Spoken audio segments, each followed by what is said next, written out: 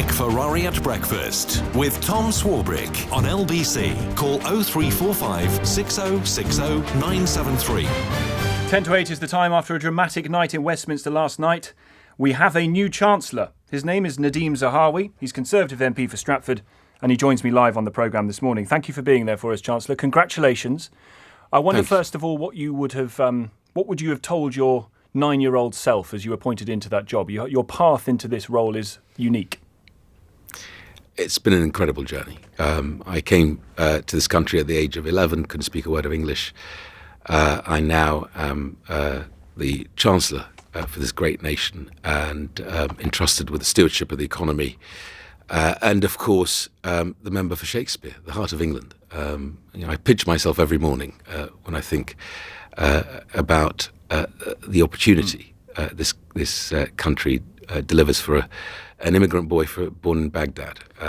It is a truly great country, in my view, the greatest in the world. I wonder then how it feels to be appointed Chancellor in the dying days of this government.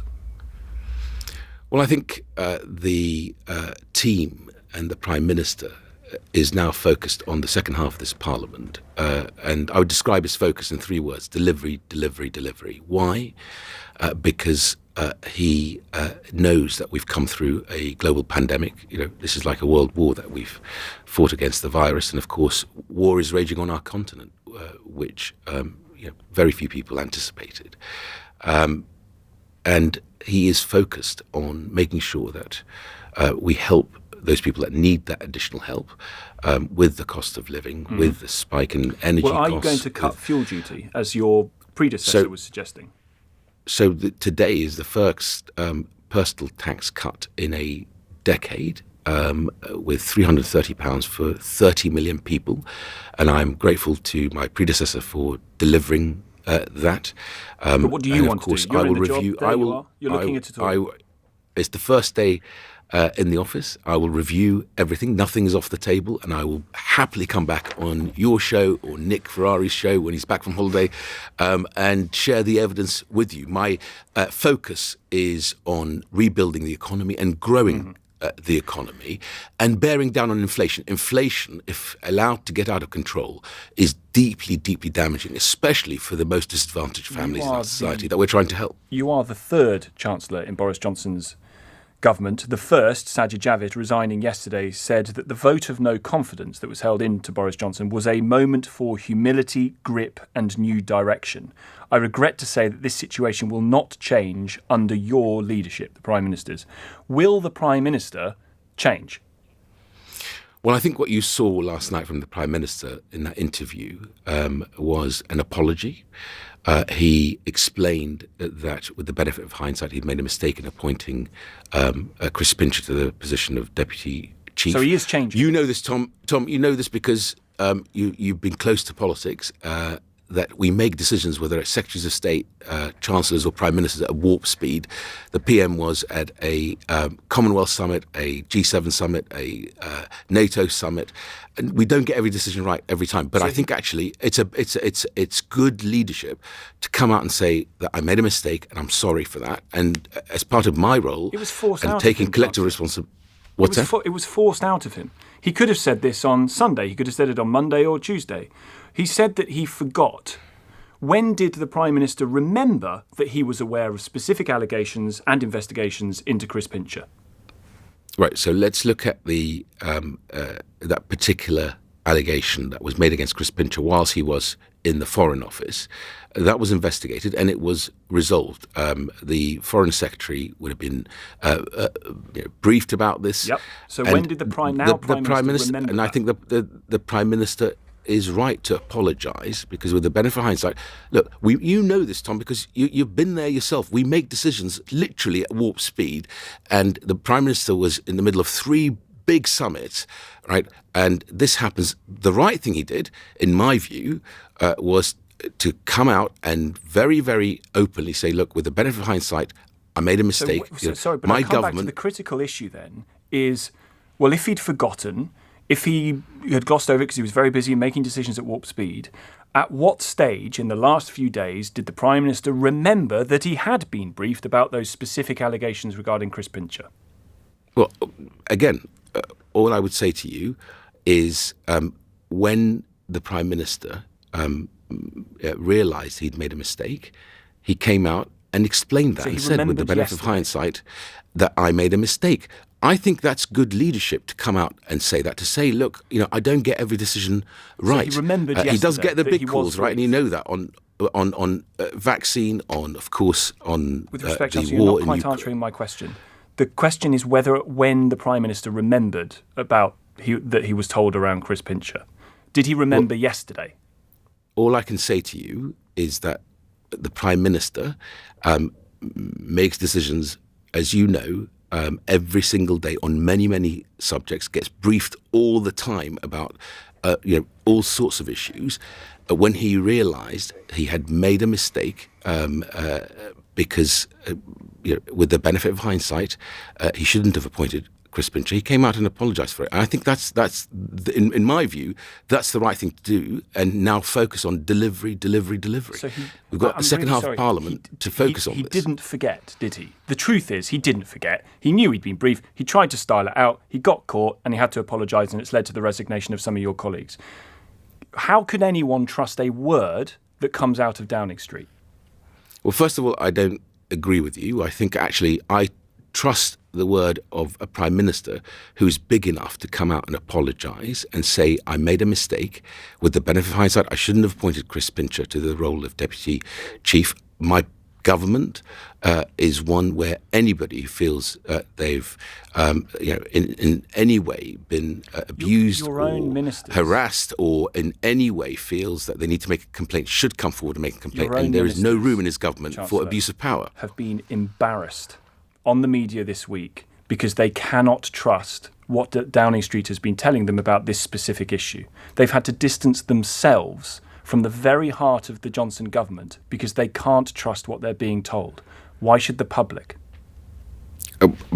You agreed with me a few moments ago that we make decisions at warp speed in government. We don't get every decision right. I think it's important to put that on the There's a difference record. between getting decisions wrong And when you get making decisions wrong, making you bad should come out and decisions. Yes, there's a but difference between U-turning and misleading. Well, I think the Prime Minister did the right thing to come out and explain and apologise. But he misled for 5 days. Downing Street misled your colleagues in Cabinet. They misled ministers about the facts around this because the Prime Minister did get briefed about specific allegations on Chris Pincher, didn't he? But you also agree with me that the Prime Minister has had 3 summits, international summits to deal with, is making decisions at speed, warp speed, as I described it earlier, and made a mistake, right? We agree on that, Tom. If we agree on that, do you then agree that he made the right decision to come out and apologise and explain that with the benefit of hindsight, he shouldn't have appointed But Chris that Pincher? hindsight was I think known that's in right. advance. That's a Chancellor. yes. The hindsight was known in advance. He got caught telling mistruths, arguably, again. Hold on a second. First of all, the allegations in the Foreign Office when he was Foreign Secretary were investigated and resolved. Yes, but the point is he knew about them.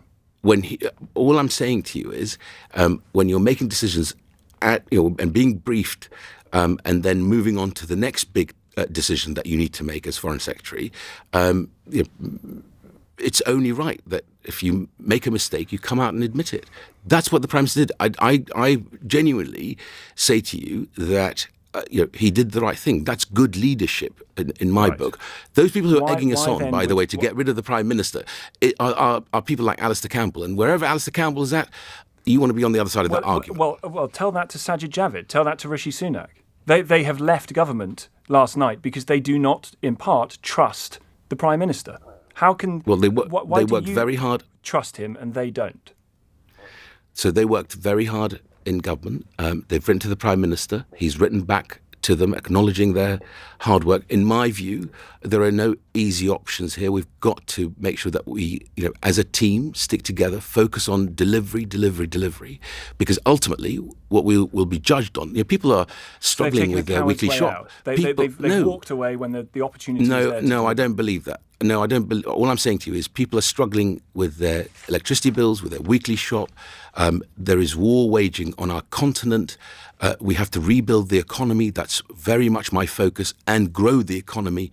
We've got to deliver on the skills agenda. that I was so passionate about and focused on. I want to make T levels as famous as A levels, so people have different runways for their career to take off on. We've got to make sure we deliver on national security abroad and at home.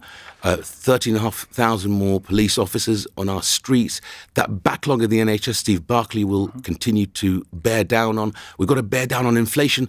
And we've just delivered the biggest personal tax cut in a decade. That is what your listeners are interested in. Sajid Javid and Rishi Sunak are on the same side as, you mentioned, Alistair Campbell, in not trusting the Prime Minister. Why is that? So, with all the respect for Sajid Javid and Rishi Sunak, I genuinely think that they're wrong. This is not the time to divide. This is the time to come together and to deliver for the country. We have some massive challenges. We have a global battle against inflation at the moment that's raging in the US, in Germany, in Canada, and here in the UK. And we have to make sure we focus on this. Turning on one another does not deliver those additional pounds into people's accounts, £330 today into 30 million people's accounts. Why? Because we're focused on being on the side of those who are really hard pressed. Okay. Final question then, Chancellor. Can you rule out an early general election? So the Prime Minister will make a decision on any general election. All I can say to you, my focus Have you talked to him about that decision? work. No, but my focus is very much on making sure we rebuild the economy post the pandemic, the cost of the war in Ukraine, the illegal invasion of the Ukraine. People understand there is a cost to that, sure. But and then bearing down on inflation. The Prime Minister told Nick last week that it would be a very bad decision to have an early general election. Is that still the case? He will make that decision, and ultimately my role is to make sure I deliver. So it's not quite a no. Well, no. All I'm saying to you is the Prime Minister will make that decision. But you know what he said to Nick Ferrari, and that's on record. All I'm saying to you is that our focus in the second half of this Parliament is to make sure I rebuild the economy and grow the economy, that we deliver on the infrastructure investment that we're making, that we deliver for those hard-pressed families that need that £330 that we delivered today in the first personal tax cut in a decade. Those should be our focus, because ultimately, what the polls say today is a snapshot of public opinion, very much based on seeing a divided party. In my view, that's heartbreaking and wrong. We need to come together and deliver, because they will judge us on outcomes, on what we've delivered for them in the second half of this Parliament. Good to speak to you. Thank you for your time. Best of luck in the new job. Nadhim Zahawi, Chancellor of the Exchequer, Conservative MP for Stratford. We'll come to more of your thoughts in a few moments' time. The news at 8 on LBC is next. On your radio, on Global Player, and Play LBC. leading Britain's conversation. This is LBC.